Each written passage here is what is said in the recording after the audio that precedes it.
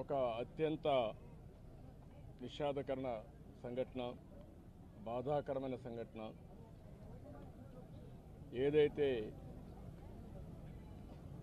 పహల్గామ్లో జరిగినటువంటి టెర్రరిస్ట్ కాల్పులు భారతదేశం మొత్తం షాక్కు గురి చేసింది. ప్రపంచాన్ని కదిలించే పరిస్థితి తీసుకొచ్చింది. అతి దారుణంగా విహారయాత్రకు పోయినటువంటి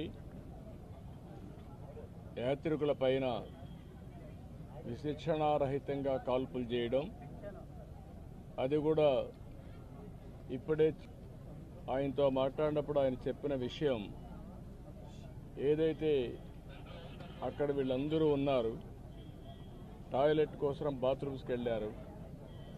వెళ్ళిన సమయంలో ఒక ఇద్దరు వ్యక్తులు మొత్తం ఇష్టానుసారంగా AK-47 లాంటి గన్ పెట్టుకొని కాల్చుకుంటూ వస్తున్నారు. వీళ్ళు అక్కడి నుంచి పరిగెత్తారు. మిగిలిన ఫ్యామిలీ మెంబర్స్ ఎవరైతే మగవాళ్ళు ఉన్నారో కొంచెం ముందు పోగలిగారు. ఈయన కూడా వెళ్ళాడు కానీ కొంచెం వెనకబడ్డాడు. దాంతో ఈయన్ని ఆయన కళ్ళ ముందరనే కాల్చి చంపేసే పరిస్థితికి వచ్చారు. కళ్ళ ఎదుటిగా చూసిన ప్రత్యక్ష సాక్షి శేషధర్ గారు. అది చూసినప్పుడు ఎంత అనాగరికంగా, మానవత్వం లేకుండా వీళ్ళు ప్రవర్తించారు ఒక ఉదాహరణ. అది కూడా భార్యాభర్తలు ఇద్దరు కపుల్స్ వెళ్ళారు. విశాఖపట్నం నుంచి ముగ్గురు కపుల్స్ వెళ్ళారు. ఆడవాళ్ళను వదిలిపెట్టి మగవాళ్ళనే కాల్చారు సెలెక్టివ్గా.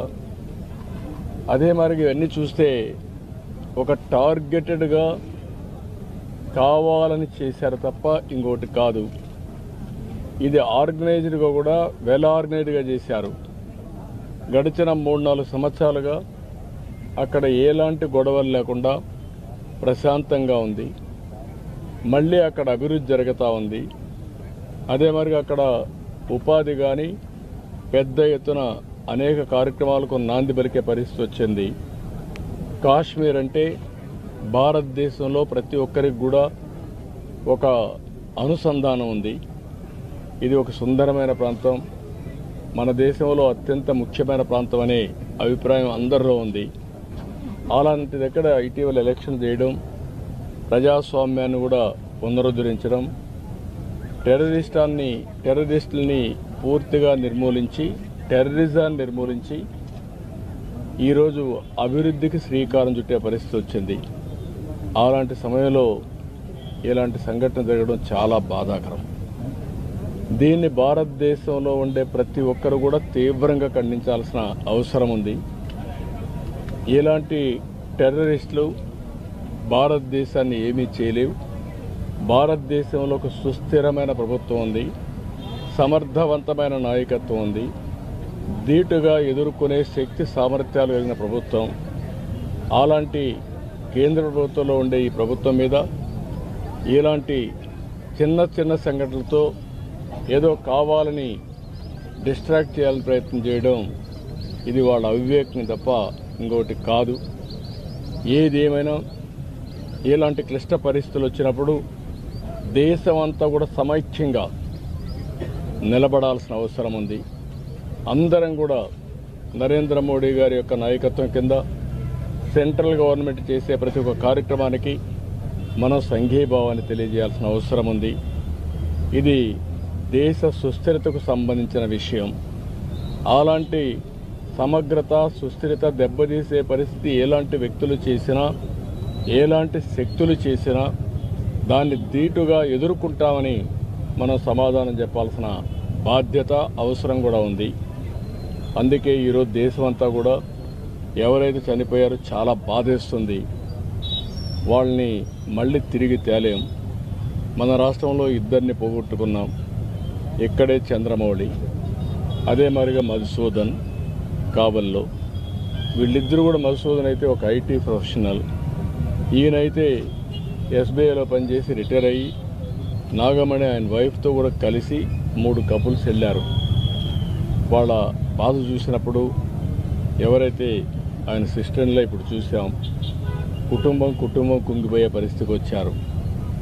ఏది ఏమైనా ఇలాంటి సమయంలో ప్రజల్లో చైతన్యం తేవలసిన బాధ్యత మనందరిపైన ఉంది. అందరం కూడా ఒకే మాటపై నిలబడాల్సిన అవసరం ఉంది.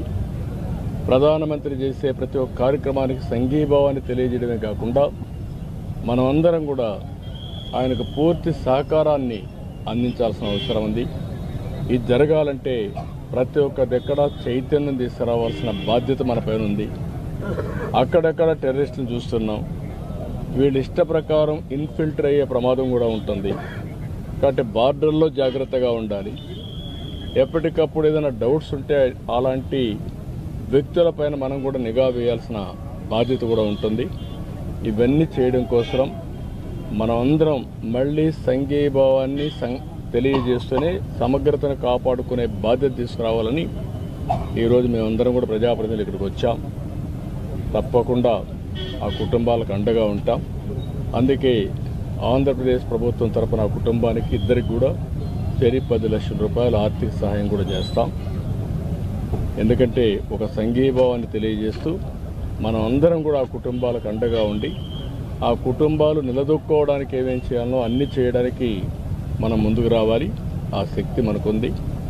చనిపోయినటువంటి చంద్రమౌళి గారికి ప్రగాఢ సానుభూతి, కుటుంబ సభ్యులకు సానుభూతి తెలియజేస్తూ ఆయన ఆత్మకు శాంతి కలగాలని భగవంతుణ్ణి ప్రార్థిస్తూ మరొకసారి ఆ కుటుంబానికి ధైర్యం చెప్తూ సెలవు తీసుకుంటాం.